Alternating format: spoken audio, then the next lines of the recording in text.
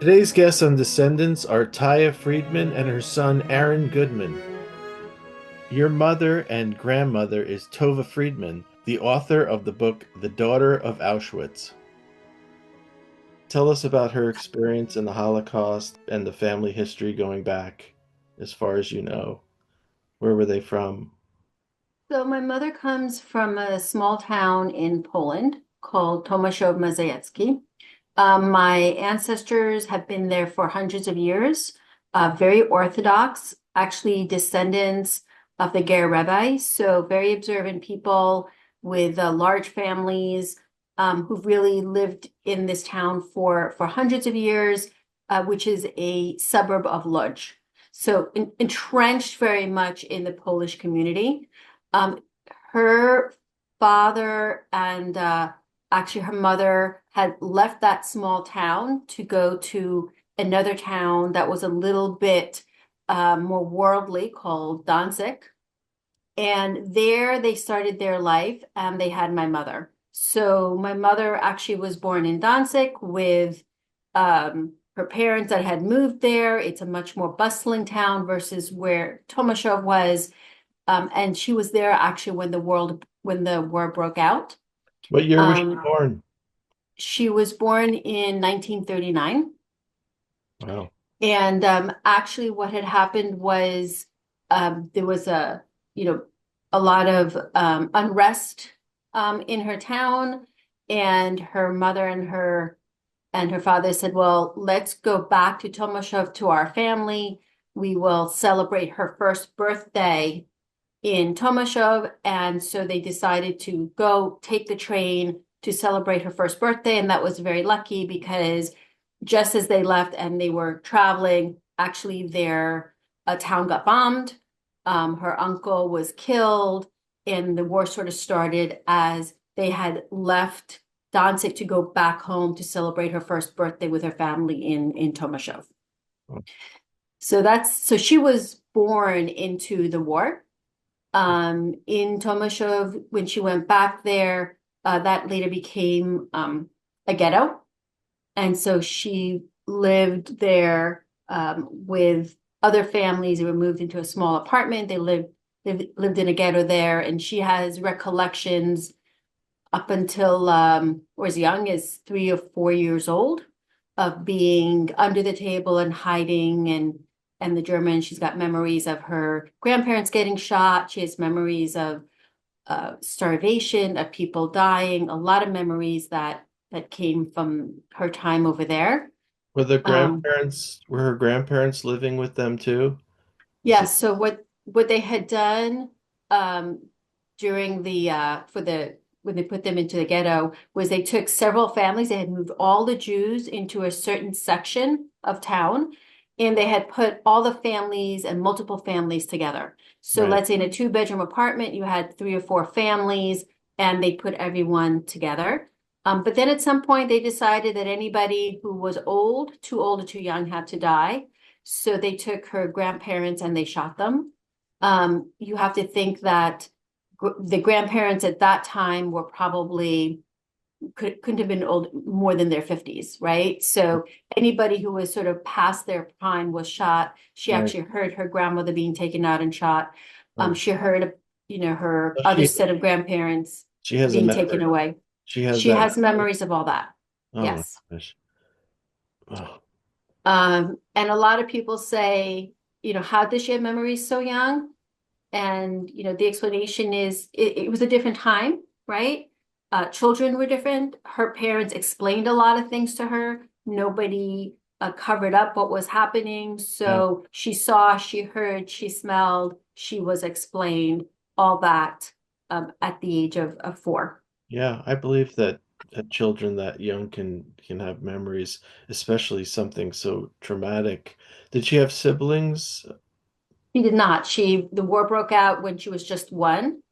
And then after the war, her mother said that this world was too terrible to Oh, have children, and she did not want any more children, so she does not have any siblings. And by the way, we do know people, she still knows people that had been in that house with her, in the ghetto with her.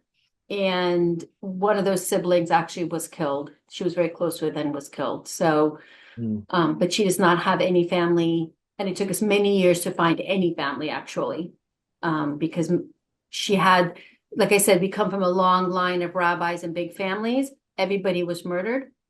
Um, and a couple years ago, my sister found a family, but uh, we don't have. I mean, I don't know if there's still people around, but that was part of the depression that occurred afterwards with her mother. That hundreds of religious people in her family were murdered. Gosh. And So then, that was the beginning of her life. right. So how long were they in that ghetto? So I would say it was about 3 years. And then after that, they were moved to a work camp, Starkovitz, where her father and her mother had forced labor. And it was actually, people say, okay, just forced labor, but the truth is that they worked with munition and and without any sort of health, ventilation or anything. So a lot of people died just from breathing in all those fumes from the munition. I don't know exactly what those chemicals are. So her parents worked from day to night, and she stayed alone in the camps, in the work camp or where they were living, until one day the Nazis came. They rounded up all the children and they gassed all the children. They took all the children away. She saw it from her window. She still recalls the parents screaming, the children crying, and they took away all the children. And after that, my mother remained hidden until they were deported to Auschwitz. Where was she hidden? How was she hidden? She was hidden in a false ceiling when the SS came to round up all the children. They hit her. The mother hit her and had her hand over her mouth so there's no noise. And then after that, she just stayed in the house. They blocked the windows and she stayed indoors 24/7 in the dark until eventually her parents came and said, hey, they're taking us to Auschwitz. We need to leave the camp. And then she went out. She didn't even know that there was any other children there, and put there in a cattle car. She spent something like 30 hours or something in a cattle car with 100 of other women, all standing sort of squished together Was she until they with reached Auschwitz. there? And so she was with her parents, She was with her mother. with her mother. And by some miracle, she hadn't been shot, even though she was so young. And my grandfather, her father, was in another car that was a men's car. And actually, the train stopped in Auschwitz. She and her mother got out. They did go and find the father. The father said he's going to Dachau. Now, I don't know much about Dachau. I am learning now, but we are actually going in January back to Auschwitz, but also to Dachau and see what was there and what the camps were like over there. So there's still a lot of mystery, right, as to what happens to people, and we're trying to locate records and Uh, prisoner numbers to find out what actually happened to people and to families. And I think there's a lot of people living around not knowing what happened to their families or their yeah, loved ones. absolutely. And so what happened to your grandfather? He went to Dachau. I'm trying to find his story there. From what I hear, it was incredibly terrible conditions, but he did manage to survive. Oh, he did. Wow. She was very lucky in her mother and her father survived, and that was not common. Do you know how long that she and her mother were in Auschwitz? I want to say maybe 6 months, but in Auschwitz, that is very long. Oh, I know. That's very long. It's Yeah. incredibly long. She had, was it typhoid? Typhus, and eventually she had TB, and she had scarlet fever, and somehow she recovered from all of these even without medication, which is just pure luck or something. And when did you hear about the story first? I always knew the stories. I remember as a small child, my bedtime stories were stories of her during the war. She used to tell me a story about how when she was in a children's camp alone, one day a woman or someone came to her with a gift from her mother. Her mother had found her and had given her a gift of a little piece of bread. She doesn't know how her mother got it, and her mother gave it to her, and she took the pouch and she put it on her. She put the pouch around her neck, thinking, "I will keep it. If I'm ever, about to die, I will eat it." And in the middle of the night, the rats came and they ate the bread and they didn't touch my mother. I remember that story for as long as I have any memories. So So, you understood about the Holocaust from a very young age. You knew what did you know what the Holocaust? I mean, you knew your mother's story, but did you understand what the Holocaust was on a broader spectrum, or how did that just come organically over as you got older? well, I've always been exposed to people with numbers on their hands, Right. on their arms. So my grandfather had a number, friends had numbers. I knew people that had accents. So so you knew about something. As you get older, you learn more. I am still learning more. I am still shocked now to learn about the atrocities at Dachau. So I think even now the terrors are coming out, but on some level you always know. Aaron, And even Aaron, right? Yeah, when I was Aaron, younger, I'd always hold my grandmother's arm and see the number, asking what it was. And when I was a lot younger, she started a little. It wasn't as, I guess, detailed as many as, like, let's say if she were to talk about her story now to me now. She would tell me about how she was imprisoned and then her was given a tattoo. And then when I got older, she explained why she was imprisoned and what she went through. And as I got older, I kind of started learning more and more about it, both from her and also in school and other places. do you remember how old you were when were you very, very small? Oh, I don't remember. It's my whole life. Yeah, it's Yeah. your whole life. Yeah. And do you remember how it made you feel? Like, was there an understanding at a young age of that this was different than maybe what other kids around you were going through or family went through? And how did it make you feel? Do you remember any kind of early feelings about it? I think the earliest that I started feeling like, wow, this is really something different was when I got to high school because I've grown up in a Jewish community, Jewish household, Jewish school until I started having non-Jewish friends and went to a public high school. When I started interacting with people who have never heard of the Holocaust or who don't like aren't aware of what occurred. And so I think that was probably kind of like a pivotal moment in my life when I realized that my grandmother's story isn't something universal, it's something unique or something special. Yeah, that's But she very, always came to like my middle school and elementary school to speak. So I knew that it was something special, but yeah. I didn't realize to what extent like it was unique until I came to like a public high school. So she seems to be, from a lot of people that I've interviewed, a lot of people don't have parents or grandparents that share the story so much, but she was very, very sharing about this story from a very early age with you guys. Do you think that she suffered trauma, or is this part of the way she deals with trauma, or did you see any kind of trauma in her from this, or what was your sense of that? It's different for me and you, I think. Yeah. You first. I think that's sort of a complicated question. So she was very young, right? So she doesn't have the kind of trauma that people would have if you were an adult and you lost a child, right? And she doesn't have guilt feelings because she didn't do anything or nothing she could have done could have saved somebody or something, anything of that sort. Her trauma, I think, comes from not having a childhood, not having parents, not having, when I mentioned before, the war broke out, she was 1 year old. She never had a loving mother figure or played games or went on vacation or did those kind of things. And that translates, right, to her relationships with her own children and her values.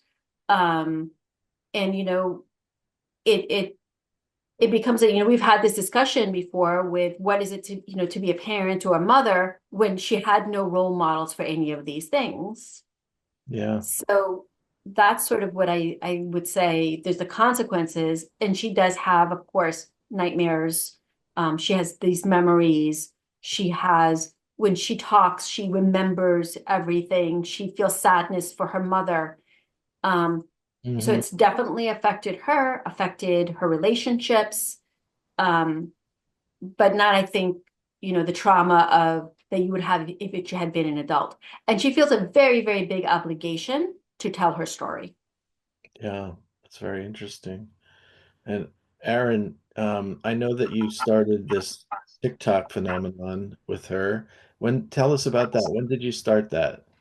Yeah, sure. I was a junior in high school, I think, right? Yeah, junior in high school, and I sat down one night after dinner with her, and I said, "Hey, can I record your story for like a minute or two? Like, don't be surprised if nobody watches it. Like, but I've seen a lot of people on social media with Holocaust denial, spreading misinformation, anti-Semitism on specifically TikTok. So I said, if there's a community of Jewish people on TikTok and there's not a lot of Holocaust survivors talk or not a lot of Holocaust information, why can't I sit down and try to, add something, contribute to the community? So I sat down with her, recorded 1 to 2 minute video of just introducing her, who she is and all that. And we gained a little bit of attention, and I was really surprised with how it turned out at the, right now. But I'll get to that in a second. But after that, I guess I posted more videos of her returning to Auschwitz, and over time, we gained a large following. And how does one gain a large following with something like that? Like, how did you do that? Because I it's not mean, it's it's not all it's a mix of her ability as a storyteller to be engaging and my knowledge of social media algorithms and Gen Z trends and attention spans, I would say, that kind of come together to make content that is, um, what's the word? shareable.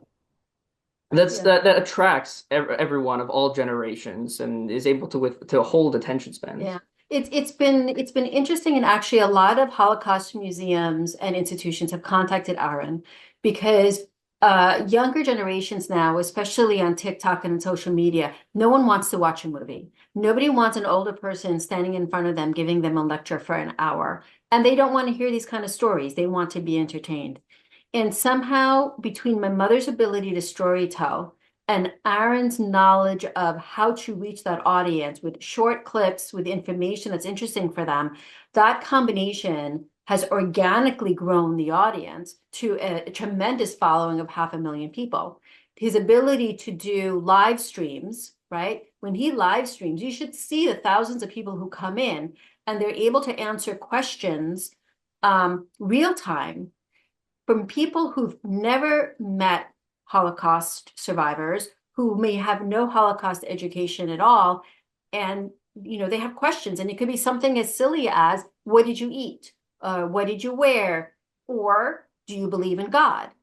Yeah. And it spans, honestly, all ages, all countries, all levels of knowledge. Well, I'm very impressed and congratulations for that. And can just backtracking a little bit, when you decided to do this, did you feel a sense of anger about what was missing or the disinformation that was out there? Did that motivate you? Yeah, 100%. I even walked around my high school asking questions about like to test people's knowledge about the Holocaust, and like I saw videos of people in the streets asking questions like what was Auschwitz, and the interviewee had no idea. Those were the kind of videos, those were the kind of interactions that I had with people that kind of angered me, upset me, just Well, like I said, once I got to high school, I never had this before. My entire life growing up, the Holocaust was a universal fact taught to everyone. But then when I got to a public high school, it just all came apart, and it was just surprising. It was surreal to see this, and it did kind of anger me. Yeah. Did the success of what you're doing, did that shift your anger a bit, or did you see a reason why they were so ignorant to it? And I'm not using ignorant in a negative way, but has your attitude shifted since the success of this? Well, I realized, so at first I questioned why. Why isn't this mandatory in kind of education? Why do people not know about it? And throughout my time on TikTok, I realized it's because people just simply don't have access to learn about it. They don't have the tools or the resources.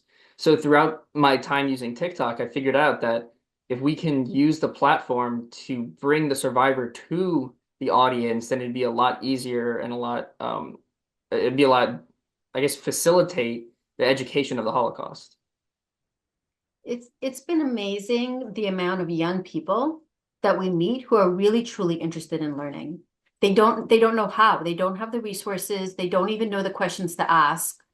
And this gives them a platform to be able to ask and to find some information. But it's been incredibly positive. Yeah, and some teachers don't even know how to teach the Holocaust. So if, let's say, a teacher wants to have a class or a class discussion about the Holocaust and they don't know how to do it, they've reached out to me and my grandmother to provide material, resources, specific videos, or just use our TikToks to kind of teach about an individual's perspective of the Holocaust. Did you get any negative pushback, any anti-Semitic trolls? And I'm sure that must have happened. Oh yeah, yeah. It's so many comments to count, way too many to count. With any positive support, there's a lot of negative, not sorry, there's a lot of negativity that comes with that, and I think that we don't really, it's not really our place to put those negative comments in the spotlight, so we don't reply to them. What we do is we either, if we can educate using those negative comments, we do, like we post a video addressing a negative comment that's purely based on ignorance. But if someone's just being a troll or whatever, there's nothing we can really do about that. There's no reason to like highlight their comment and get them more attention, maybe gain Yes. supporters of their own. So I kind of just ignore the trolls, but I definitely do use it as like a fuel to keep going. Did you expect it would happen, or I mean, and also did it upset you at first? Oh yeah, it still upsets me now. Like I still sometimes scroll through my photos and I see screenshots of these horrible comments and I'm like, how can an individual actually think this or say this? I couldn't bring myself to say this online or in person. Yeah. Things like,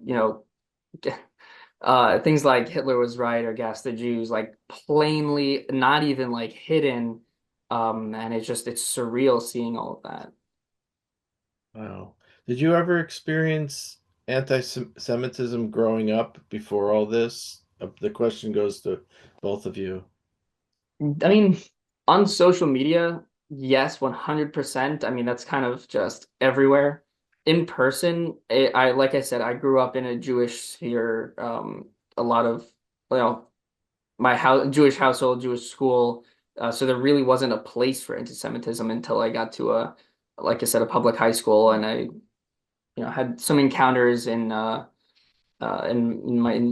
town. But other than that, I don't think that I've actually personally had so much anti-Semitism as much as ignorance. I had someone ask me once where my horns were, but I don't think they meant it anti-Semitically. I think it was part of an education because they had never met a Jew before. So I've had a lot of questions that people have asked me, but I think they're coming because they don't have knowledge, Yeah. not with a bad intent. And hopefully they've changed their opinions once they get to know me and meet Jews. Yeah. But I work for an international company. I've met a lot of people who've never met Jews or interacted with Jews before. Wow. Interesting. So going back to the family story, what happened after Auschwitz? So my mother was actually reunited, with her mother right before liberation, or a couple days before the Russians came. Her mother located her because they had been separated. And they walked out of Auschwitz together. They went, there's like a universal code, which is where do you go when you've got no place to go? You go back to the last spot you saw someone, right? So if you get lost with your child, where are you going to go? The last spot you met. And that's what people in Europe were doing. They had nowhere to go. They had no homes, no money, nothing. The Red Cross had given them a free travel pass. So people started going back to their communities. They went back home. They went back to Tomaszów. When they got there, the Polish people spat on them, yelled at them, told them to go away, saying, we thought Hitler had killed you. Why are you here? So they had nowhere to go. My great grandmother found a cellar that under a store somewhere. Actually, when we went back, I visited it, and they set up house in a cellar, waiting for people to come back. Nobody came back. My grandfather eventually found his way back after he was liberated from Dachau. After he found his way, he came back. He managed to locate two sisters. What would happen is people would go from town to town with lists trying to find family, and they came back to Tomaszów. My great grandmother and my mother, they waited 3 years for family to return, and nobody returned. So of the hundreds of family that I had there, all the rabbis, all the kids and everybody, nobody came home except for my mother, my father, my mother, my grandfather, my mother, a couple of sisters, one who actually was murdered by the Poles after she survived Auschwitz. And that's it. And they waited until they could wait no longer. And they snuck into Germany because the Poles were so bad to them in order to go to a displacement camp and be able to come to the US. But my grandmother, she never recovered from the loss of her family. Mm. And she died in her early 40s. Oh, wow. And when did they get to the US? Did they land? And They came to Brooklyn. They did have an aunt or a family member that was able to sponsor them for the US. They came to Brooklyn, and actually that's where my mother met my father, because she spoke Yiddish, he spoke Yiddish, and she came to her class, and basically what they said was they paired her up with a boy who could speak to her, and she met my father. Coming to the US was very difficult for her. Nobody wanted to hear her story. Nobody wanted her to come, hear about Europe. And many years were spent both in Israel and in America to not listen to the stories. So he talked about, people not wanting to hear it, or not speaking. It's because nobody also wanted to hear it. It wasn't until much later that there was a willingness to listen to what happened. And what year did they get here? My mother was 12. So 40 So, 53. After liberation. yeah. So yeah, you're like Yeah. 51. Yeah, early 50s. yeah, 52. And what did her parents do for a living? What was the family business, or how did they survive? So, Mike, good question. I'm not really sure. My grandfather was a tailor, and I know he was a tailor in Europe, and I know he tried to open up a tailor shop here as well. I came across, my mother gave me about a week ago, 2 weeks ago, a suitcase full of my grandfather's old correspondences. Like I told you, a lot of people didn't speak about things, but I did read doctor's reports that he suffered greatly from afflictions that happened to him at Dachau. So he really had a hard time working. He tried to start a business and he couldn't maintain it. He had nightmares. He had a heart attack, heart attack and heart palpitations. So at the end, he, like I said, he tried to regain what he had. He was a big believer in a love for life. And I never knew this growing up because with me, he loved life. He was always happy, always. He made my clothes for me when I was a kid. He brought me amazing toys, spent so much time with me. He loved swimming. I didn't realize that he had a nightmare in his head. Once I read the doctor's reports, I saw that he really, really suffered Wow. afterwards, even here. And my mother's mother, my grandmother, she never recovered. She was depressed and she died when she was just almost 45. She maybe a brain aneurysm. She never could cope once. It's so sad. Yeah. You talk about um, the victims of the Holocaust and the people who were killed, but there's more than that, right? Yeah. There's the people who died spiritually. There are people who, continued with a trauma afterwards, and it gets passed down. Yeah. I can tell you that maybe I've passed it down to him even, but we think different, right? You have a lot of people who are children of Holocaust survivors who go into helping professions. You think about things in a very different light than someone whose parent didn't go through that. Yeah, I can see that. Um, c- can you ever make any sense of, I mean, with what you're doing on TikTok and with your grandmother and your mother and all this research and reading and everything, I mean, can you ever make any sense of anti-Semitism, or does is there anything that, is there any light enlightenment from this, like why this has happened and Mhm. It's a lot of times it's ignorance, which is why education plays a key role in fighting anti-Semitism. A lot of times it's just misinformation. I mean, It is Anti-Semitism isn't new. It's been through the ages, right?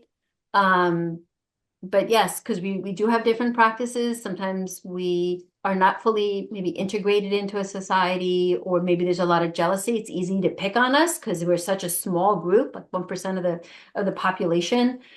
The best that we can do is education and try to show people that we're not a threat. But will it ever really go away? I don't know. Is it human nature to hate? I hope, I don't know.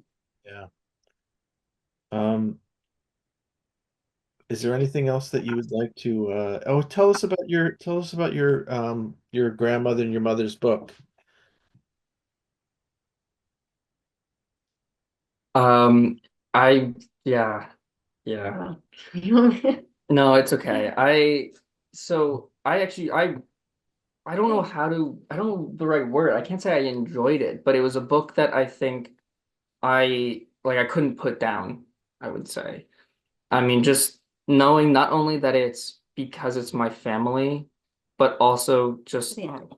yeah, also just the story. I couldn't put the book down because I constantly wanted to know what happened next. And obviously I know her story already, but I learned so much new information from her book. Things that I every time she speaks, she always uncovers new information, or I uncover new information about her story. Isn't that interesting? And so when I read the book, I there's so much that I just never knew. So So this interesting. is this is the copy of her book. This is a picture of my mother and my grandmother that was taken by actually a stranger who was walking by, saw the two of them, and decided to take a photo. Um, and this is my mother about the time she had TB. I think it was my mother always wanted to really tell her story. It's really important for her.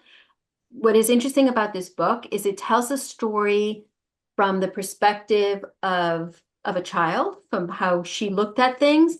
But the other author, Malcolm, he puts in the historical context. So my mother had one view of the war, which was through her eyes. Right. And now you get a bigger picture of and the context of what's going on around to give it a more holistic view, Sure. so that she can understand. Um, and then people have said it is difficult to read. I will say though that she's coming out actually, I don't know if you know, with a second book Oh wow. is going to come out in April, Oh and wow.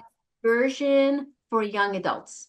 Oh, So in this book, she is 12 years old. She is going to a friend's birthday party, and she tells her story in a way that could be related to young readers. wow. And we're hoping that this is something that could be used in schools, Yeah, right? To give a fresh look from child to child perspective. that's And, great. Well, she's on a mission. This is not about, any money or any fame, which, or anything of that sort. This is about the passion of really trying to honor the memory of all those people that were killed, all those children, and really, really try to make people understand this is what hate is, right? This is what we need to really come together. And so this doesn't happen to anybody. And if you look around the world right now, we need this more than we've ever needed it before. yeah, and it's amazing. It's not that long ago, you know, when we know people that were there, right? It's they're still alive, Yes. It's not that long ago. Um, is there anything else you'd like to share? Um, say to future generations or somebody who might be watching this? Uh, for the bottom line for us is don't be a bystander. If you see something, some hate, or something like that, say something. Stand up to it. It's take personal responsibility. What happened in Germany and with the Nazis, there was a lot of compliance there, either people who agreed or people who didn't say anything. And it's individual responsibility. You see something as small as a bully in a yard or something happening in school or something happening to a friend or a small sign of anti-Semitism, do something. Be there for another person. And that's the only way. It's those small kindnesses that really make a big difference. Oh, great. Thank you so much for that. And so are all of you going to travel together in January? We're going, I have another son, Aton, who's coming with us, and my brother is coming with us. And we're looking forward. My mother, is the keynote speaker at the 80th Liberation. And actually, we are going first to Dachau because I've never been there and I want to investigate my grandfather's history there. Then we're going to go to Krakow, and then we're actually going to Bonn. We're going to be speaking to German youth over there. There's a museum that has dedicated a section to my mother. So we are going to be speaking in Germany as well. She's going to be speaking in Germany as well. And that's, I think, a first. That's definitely a first to go back to Germany to speak to the youth there. Wow. Well, thank you so much. I really enjoyed this conversation. You guys were wonderful. And do you know you guys look very much alike? I don't see it, but people say that. We get that a lot. Yeah. Yeah, it's great. It's great. Well, thank you so much. And I Thank look you forward for to the seeing you opportunity. again. And I'm sure I'll run into your mother and your grandmother very soon. So again, thank you. I really appreciate it. Thank you. Thank you. Nice to see you. Take care. Bye-bye. For more information, visit theirstoriesfoundation.org.